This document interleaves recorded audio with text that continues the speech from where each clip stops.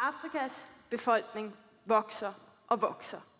Men medfører det, at det dyrkede areal bliver større og større. Det er den opfattelse, som præger mange udviklingsstrategier og også den videnskabelige litteratur. Men nej, sådan er det faktisk ikke altid. Det var nemlig, hvad jeg undersøgte i min Ph.D. Jeg arbejdede i 2 landsbyer i Burkina Faso.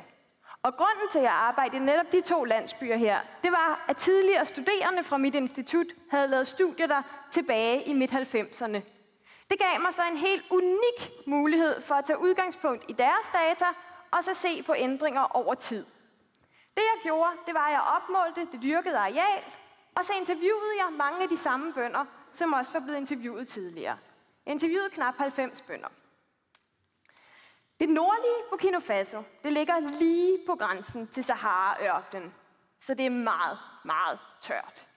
Hirse er en af de eneste afgrøder, som det overhovedet er muligt at dyrke. Men på grund af manglen på vand og den dårlige jord, så er høsten virkelig ringe.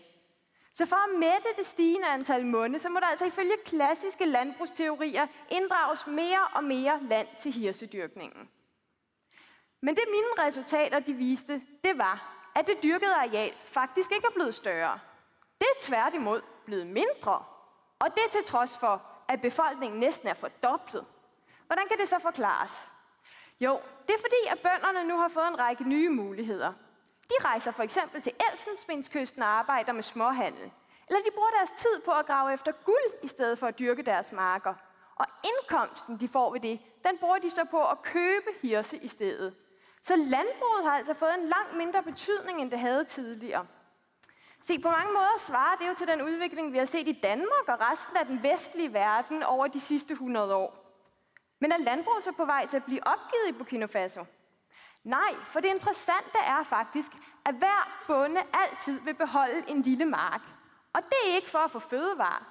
Det er fordi, han vil have nogle afgrøderester, som han kan bruge til dyrefoder, for der er simpelthen ikke nok foder længere på de fælles græsningsarealer. Men han har også et andet argument for at beholde den her lille mark, og det er mere kulturel karakter. Ved at have en lille mark i landsbyen, så signalerer han nemlig, at han stadig er en del af landsbysamfundet, selvom han nu arbejder i andre områder. Så for at opsummere, så har min forskning altså vist, at selvom befolkningen den vokser, så er det ikke nødvendigvis sådan, at det dyrkede areal også bliver større. Og måske mest interessant, at fødevareproduktion faktisk ikke er den primære grund til at have en mark længere.